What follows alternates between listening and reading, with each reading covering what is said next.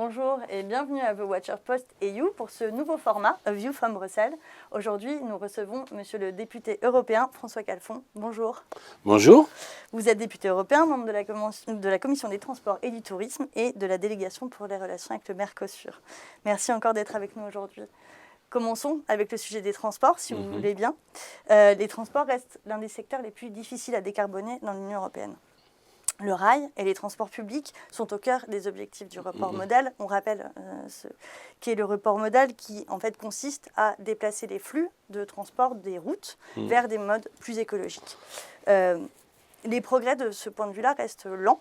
Les objectifs de report modal ne sont pas atteints. Selon vous, en quoi les politiques européennes sur ce sujet restent insuffisantes? Comment pourrait-on obtenir de meilleurs progrès? Vous savez, c'est comme Pénélope dans la mythologie. On ne peut pas d'un côté finalement avancer, faire un travail, et de l'autre ensuite le déconstruire. C'est ce qui se passe. C'est-à-dire qu'il y a eu le Green Deal dans le précédent mandat qui était, je le rappelle, d'atteindre la neutralité carbone en 2050. Et maintenant, on a une entreprise politique de défaisance à travers finalement les omnibus de déréglementation, mais aussi ce nouveau paquet automobile qui nous éloigne en réalité de la mise en œuvre de la décarbonation des transports. La deuxième chose, c'est que structurellement, nous avons des modes qui ne payent pas pour des modes polluants qui ne payent pas pour les modes qui, eux, sont dépollués et qui ont pourtant besoin de beaucoup d'argent. Je pense notamment au transport aérien, dont il est connu que le kérosène n'est pas taxé, alors que chaque citoyen européen peut comprendre quand il fait le plein avec sa voiture à quel point en réalité il achète des taxes bien plus que du carburant. Donc il y a une inégalité et puis il y a toutes ces politiques finalement d'écotaxes qui elles-mêmes tardent à se mettre en place avec des budgets. Alors le MIE, c'était en fait le budget des transports dans l'actuelle programmation pluriannuelle est à hauteur de 25 milliards. Il a la chance de doubler à 50 milliards. Mais si nous voulions être à niveau, il faudrait plutôt, tous les professionnels s'accordent, plutôt sur 100 milliards d'euros. Il y a une deuxième chose qui est problématique, c'est que pour favoriser le fluvial, mais également le train qui est au cœur, ou les métros, les transports urbains, c'est qu'il faudrait qu'au cœur de la compétence transport de l'Union européenne, on puisse traiter les sujets des transports du quotidien.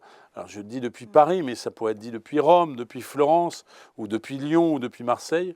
Il faut fluidifier les transports, ou de Bruxelles, où nous sommes, les transports décarbonés du quotidien. Et aujourd'hui, nous ne pouvons pas payer les investissements transport des métropoles qui finalement recouvrent plus de 80% de la population européenne avec un phénomène de métropolisation important par les budgets européens, ce qui est quand même un problème tout à fait important. Vous avez déjà commencé un peu à répondre à cette question. Néanmoins, on présente souvent le transport à faible émission comme une solution gagnant-gagnant. Oui. Et pourtant, beaucoup de citoyens craignent le fait que ces transports à faible émission comportent des coûts très importants. Bien sûr. Et que donc ça ait des conséquences sur la mobilité.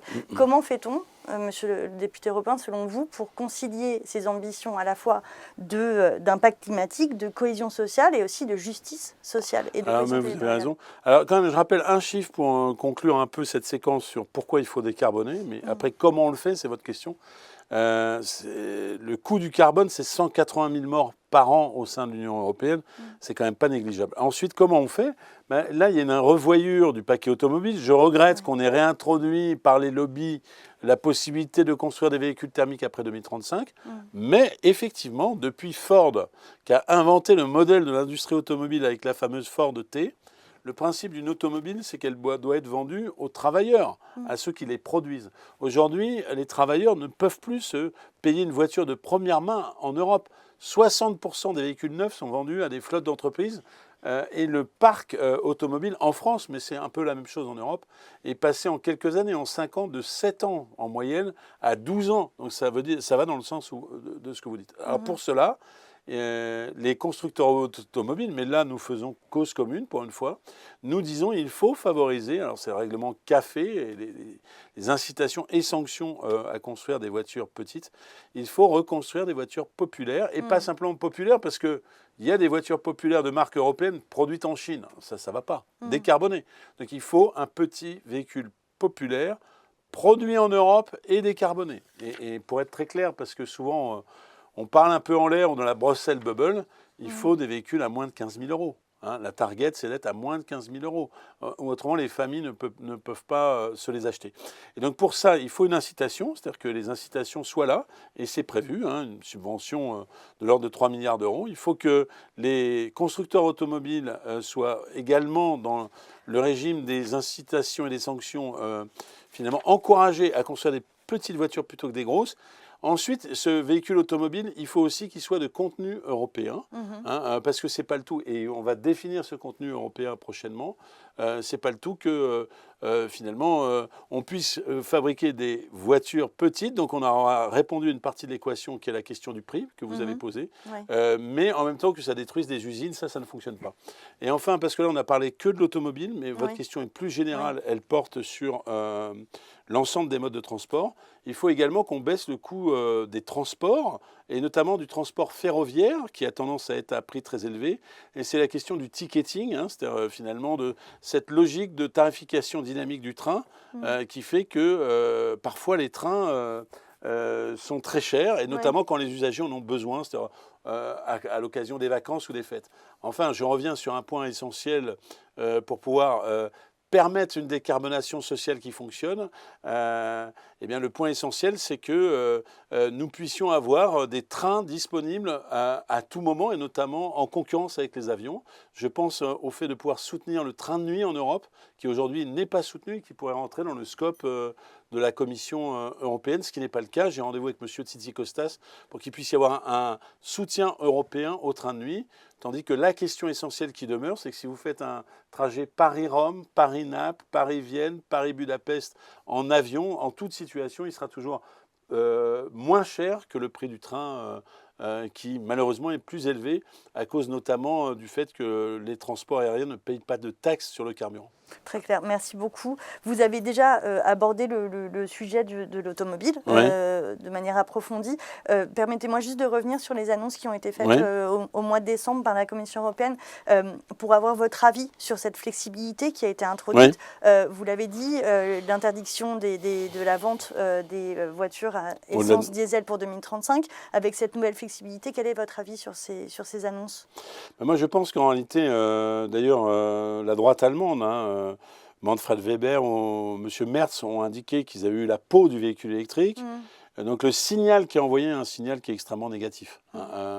Et donc je n'aurais pas soutenu l'ensemble de ce paquet dans lequel il y a quand même 2 points. On vient sur le petit véhicule accessible, mais aussi sur du contenu local et du Made in Europe qui est positif.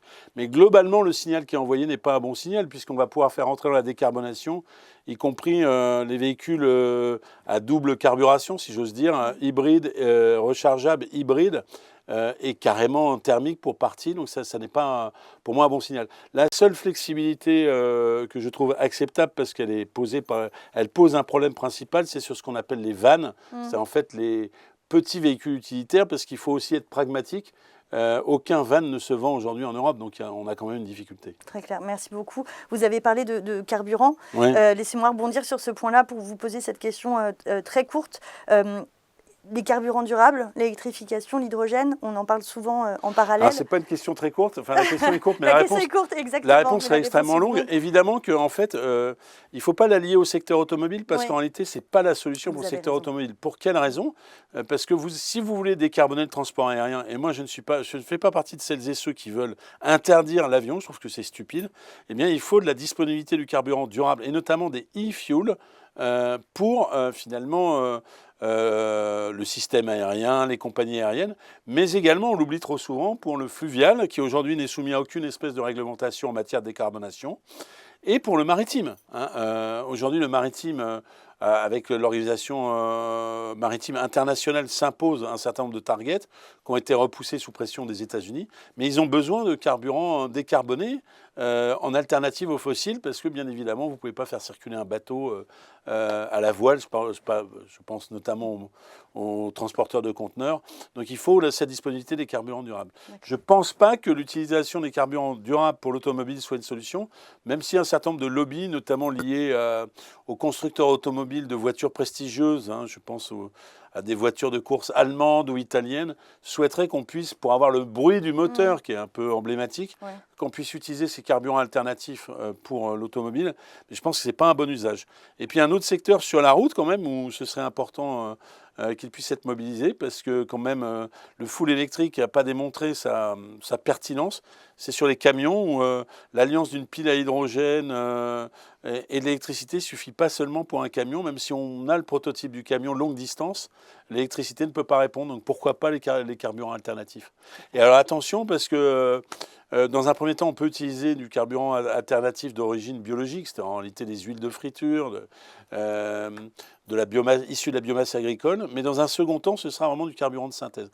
Et là se pose la question, un peu technique, mais vous voyez, la question était courte, mais la réponse est longue, se pose la question de carburant de synthèse vert, donc de la taxonomie sur est-ce que, par exemple, le nucléaire peut produire de l'hydrogène vert ou pas. Enfin, j'en passe et des meilleurs. J'ai déjà été trop long sur ce point. Très long, mais exhaustif. Merci beaucoup. C'est dur de résumer le sujet des carburants alternatifs en 3 phases. Et je crains que ma prochaine question nécessite elle aussi des approfondissements, parce qu'on va quitter le secteur des transports en tant que tel, mais pas vraiment, puisque le sujet, c'est celui de la mobilité militaire, puisque vous avez été rapporteur fictif du rapport du Parlement européen. Et je serai rapporteur fictif encore, puisqu'on garde les mêmes rapporteurs qui sont issus des pays baltes sur la loi, finalement, qui découle de ce rapport. Rapporteur fictif du rapport du Parlement européen sur la mobilité militaire, quelles sont, selon vous, donc question très courte mais réponse plus longue très certainement, les priorités quelles doivent être les priorités de l'Union européenne sur ces stratégies de mobilité la priorité, elle est d'abord financière, et ça a été rappelé lors du rapport d'initiative. On a consacré dans la précédente programmation pluriannuelle 1,7 milliard. On a décidé de mobiliser à minima au sein du MIE, c'est-à-dire au sein du budget dédié 17 milliards. Il y a 4 corridors européens qui permettent de traverser l'Europe rapidement. Je donne les targets finalement d'efficacité. Aujourd'hui, si vous voulez faire circuler un char depuis la France jusqu'en Roumanie, c'est un cas d'espèce connu. Il a fallu 45 jours pour que les chars français rejoignent leur base à l'OTAN en Roumanie. Et la target qui est fixée par ce texte européen est de 3 jours. Donc je ne sais pas si vous voyez le monde qui est entre 45 jours et 3 jours. Donc d'abord, il faut un tsunami d'investissement pour se nourrir ces 4 corridors européens et ces 100 hotspots, c'est-à-dire les 100 points de blocage sur lesquels il y a un investissement nécessaire. Les 100 points de blocage, je vous ai dit qu'on mobilisait 17 milliards d'euros, il faudra mobiliser 100 milliards d'euros pour les résoudre. Donc ça, c'est le premier truc, une sorte de big bang d'investissement. Et le deuxième, c'est le Schengen militaire, c'est-à-dire de faire tomber les freins réglementaires. Savez-vous que dans certains pays, ça n'est pas le pays lui-même qui fixe, par exemple, le passage des convois exceptionnels sur le plan réglementaire, mais parfois c'est le Länder, ça c'est l'Allemagne, ou même parfois l'intercommunalité. Vous franchissez un cas ça c'est le cas en Espagne, de 5 km, vous passez d'une intercommunalité, c'est-à-dire d'un groupement de communes à une autre. Les autorisations et les horaires de passage et la réglementation applicable n'est plus la même. Donc là, on va mettre en place, on va en faire une compétence européenne, un Schengen militaire, c'est-à-dire une unification de la réglementation pour l'ensemble de l'Europe. Voilà, passer de 45 jours à 3 jours, c'est pas juste de la théorie, parce que parfois l'Europe se fixe finalement des délais comme ça un petit peu théoriques. Non, là, si vous avez une attaque au hasard de la Russie sur l'un des pays européens, eh bien, il faut que nous puissions réagir avant que le pays lui-même soit envahi, que le gouvernement ait été remplacé. Donc dans ce texte figure bien sûr cette dimension-là, mais figure aussi la nécessité d'avoir du matériel européen. Si on dépense en Europe, alors il faut du contenu européen, et tout cela va avancer de manière forte. Et la vigilance sur des sujets comme la cybersécurité, mais également, je l'ai apporté moi-même dans le texte, la possibilité d'avoir une réserve de matériel civil et militaire, dual use, notamment pour des locomotives double usage dont on a besoin pour le fret et qui n'existent pas. Pourquoi double usage? C'est que si vous n'avez plus d'électricité, il faut que la locomotive ait un autre mode de propulsion, ce qui en cas de guerre est tout à fait important. Et puis également sur des avions gros porteurs qui pourraient servir tout simplement en cas de crise à transporter du matériel. On a eu un cas très récent où vous avez eu des attaques de drones en Pologne notamment. Eh bien, en 24 heures, 48 heures, des avions français de combat, des Rafales se sont projetés et d'autres avions européens pour faire la police du ciel en Pologne. Mais le Rafale se déplace par lui-même, mais par contre, toutes les pièces mécaniques, toute la logistique se déplace par avion dans des avions gros porteurs. Eh bien, nous proposons qu'il y ait une flotte d'avions gros porteurs européens communautarisés pour répondre aux crises qui peuvent se présenter devant nous. Très clair, merci beaucoup.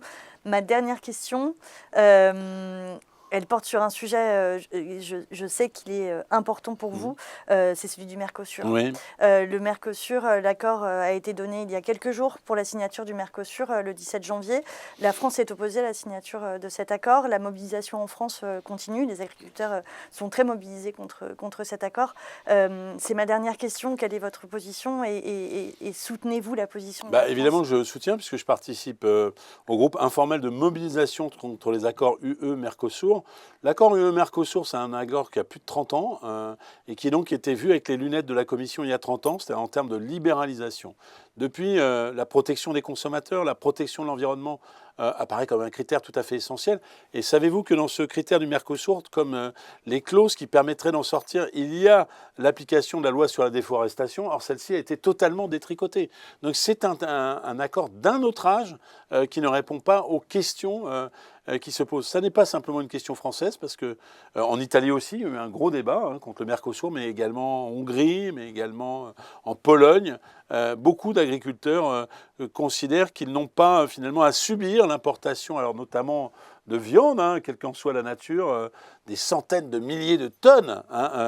C'est 100 000 tonnes pour le bœuf et en tout 250 000 tonnes de viande qui va venir avec des hormones de croissance à l'intérieur de tout cela, sans que nous n'ayons la traçabilité que nous imposons en Europe. Alors tout ça, ça a l'air très, très technocratique, mais ceux qui se souviennent de la vache folle en France, encéphalite spongiforme bovine, savent qu'on a mis en place des mesures de traçabilité qui, dès qu'il y a une épizootie qui se déclare et qui franchit la barrière d'espèces, puisse retrouver l'élevage dans lequel il y a des problèmes. Et bien, je peux vous dire qu'il n'y a pas de traçabilité à l'éleveur ou à la bête depuis le Brésil ou à l'Uruguay. Donc quand on va importer de la viande piécée, c'est-à-dire des onglets que vous allez consommer en restaurant, et s'il y a un problème de prion à l'intérieur, on est incapable de retrouver l'éleveur chez qui cette maladie à prion s'est développée.